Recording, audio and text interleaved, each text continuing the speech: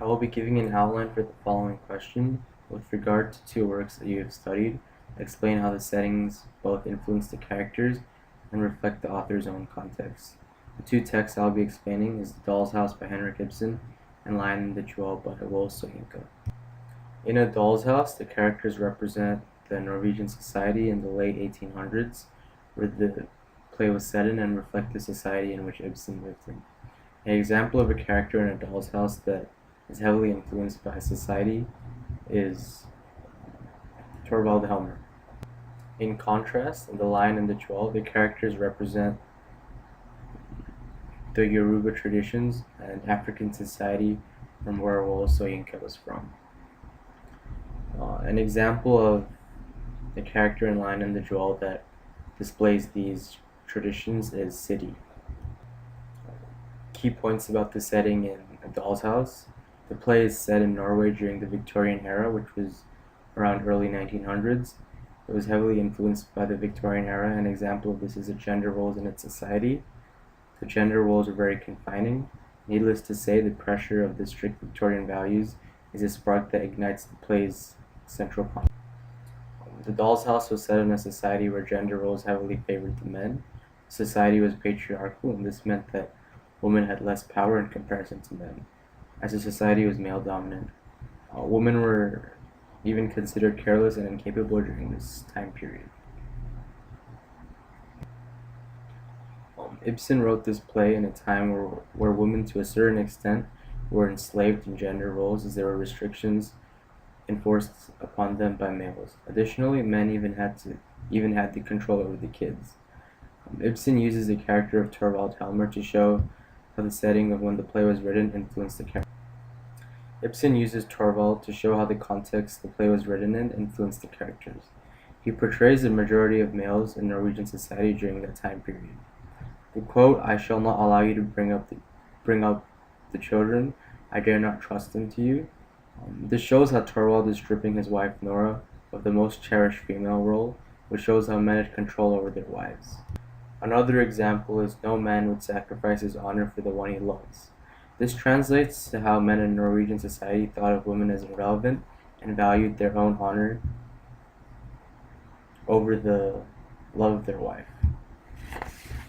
By portraying Norwegian society as it was, Ibsen's main aim in this play was to increase awareness and change on human rights. Similarly, the characters in Lion and the Jewel were influenced by the setting it was written in particular the character of City. The Lion and the Jewel was based on Yoruban traditions in African society because Will Soyinka experienced this context. The setting in The Lion and the Jewel was an African polygamous society in which marrying multiple wives is legal, and it was a prominent feature of the traditional life. In the book, the character of Bale the Baroka shows how he has many multiple wives. So moving on to City.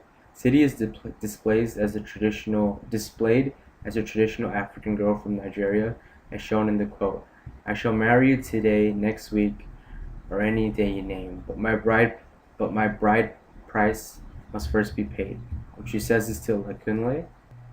From this quote, she is portrayed as a traditional African girl who is untouched by foreign ideas and cultures. She insists on the bride price and says it's an honor to Lekunle.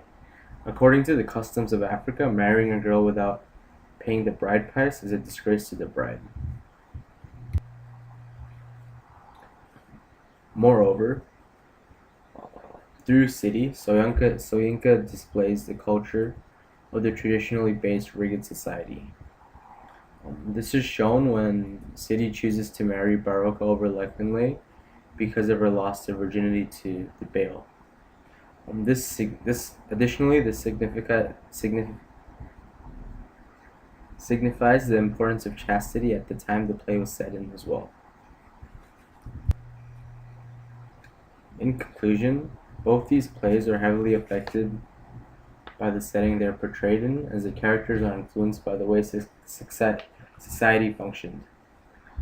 As mentioned in the Pecha, an example of a character that Ibsen heavily influenced was Torvald, and Torvald depicted perfectly the power men had in the patriarchal society. The example I mentioned, the line in the drill, was City. As mentioned, she was the ideal traditional African girl who showed traditional ideals in her persistence of the bride price.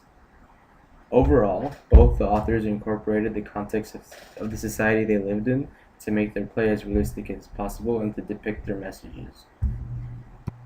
Thank you for listening to my Pecha Kucha, and I hope you learned some information that will help you for your IB Paper 2 exam.